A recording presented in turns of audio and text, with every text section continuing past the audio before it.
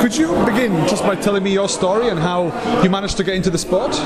Yeah, so when I was 14 years old, I was diagnosed with muscular dystrophy. So that ended kind of an early career playing football and rugby union, if that's not swearing.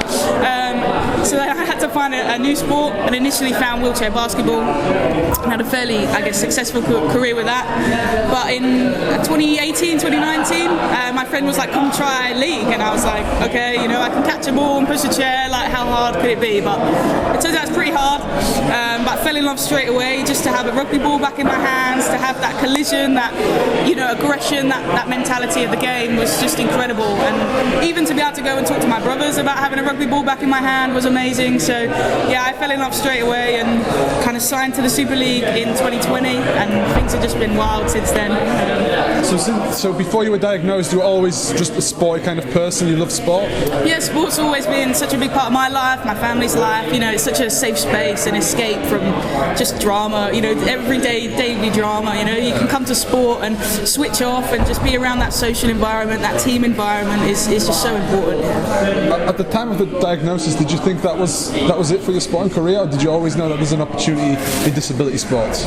I think I was very grateful, very lucky to know that there was disability sport. So when I first initially stopped playing football and rugby, I was straight onto Google, found disability sport, and kind of, for me, that made it seamless, straight into it. So after I become disabled, I become a full-time wheelchair user and things like that, but my life didn't change. I still got up, I still went to school, went to training, played at the weekend, and my parents dragging us to a different sports field every 5 minutes. So my life didn't change, and sport played such a big part in making that so much easier to adapt to the new life. That was really my next question. From a mental health perspective, having that ability to continue your sporting career must have felt brilliant, right? Absolutely, and I grew up, my dream was to play rugby for England and to play football in the Premier League, and to come here and to say I've done that, regardless of the fact I'm in a wheelchair, it's just a complete dream come true. I never would have imagined that when I first got disabled, but I love the fact that that path was still there for me.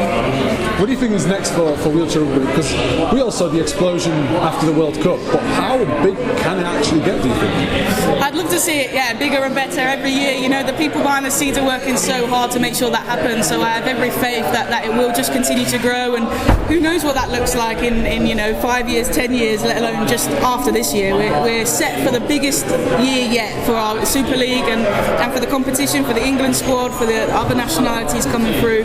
It's so exciting to be a part of that explosion, for sure.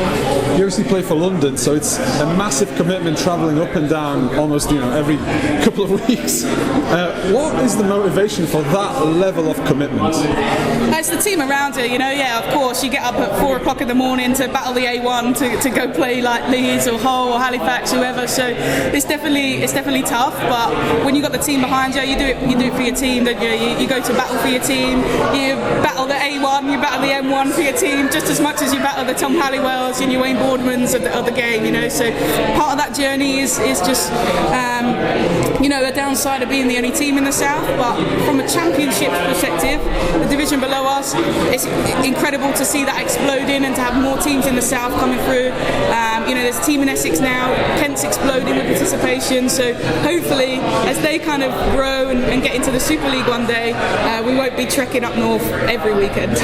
Obviously the numbers are going up. Why do you think that is? Is it people who watch the World Cup and maybe felt a bit inspired? Is it contacts? Are you in touch with people, inviting them in? Is it a combination of everything? I think it's a combination of everything. The World Cup was fantastic in terms of getting it out there.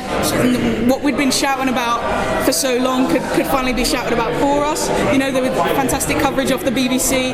To have it alongside the men's and women's was, phenomenal. But I think what draws people in is the inclusivity.